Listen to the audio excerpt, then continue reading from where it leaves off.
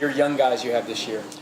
You know, when you go into a new season and you're looking at the group that you had last year, that group has changed. I really haven't used the Fab Five name as much this year, of course, but because all these guys now going into their sophomore year. But the new guys that we have, Shamari Chalmers, I mean, he has done a great job. We're using him as far as in a couple of different spots, whether it's nickel, whether it's dime, whether it's safety. So he's done a great job. And then, of course, Nick Jones, who came in, who's a quick twitch athlete, has done a good job for us as well, playing in the slot. And so this new group is stepping up. Echo, young guy that's outside out of K-State. Khalif, another young guy that's outside, is doing a great job. And so fresh blood is in the room, and so it's been good. How has Jarius stayed involved while not necessarily being on the field? Oh, he's been in every meeting. So Snead has done a great job of being in every meeting, every walkthrough that we have, and so mentally he's staying involved and staying on top of what the calls are and what the scheme is telling him that he's going to have to do when he comes back. You guys have rotated Jalen and Joshua, a bit here.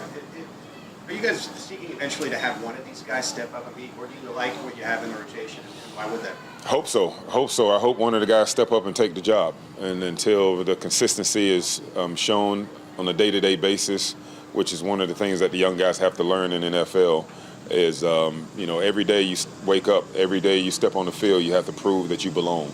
And so until one of them step up and take the job, right now we will continue to rotate them. And so hopefully that will iron itself out over the next 2 weeks. What do you see from Trent?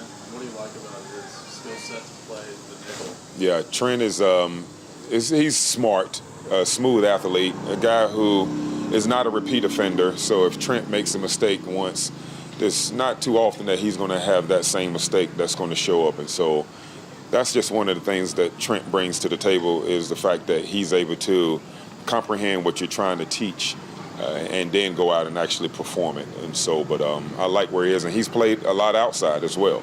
And so he's progressing the way I would like to see him progress. Can you just evaluate Joshua and Jalen just both their camps?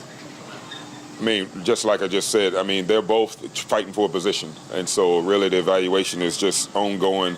Sophomore year, always after a Super Bowl, there's always possibly the talk of a guy having a sophomore slump or a second-year slump, where these guys are not only second-year players, they're also coming off of a big win. And so as far as, possibly reading the papers a little bit in the off-season and coming into camp and maybe, needing to lock in a little better. And so I think these guys get to the point where they can just kind of, go and be themselves and show the skill set that they have to be able to help us win. And like I said, hopefully one of the guys will emerge as a starter.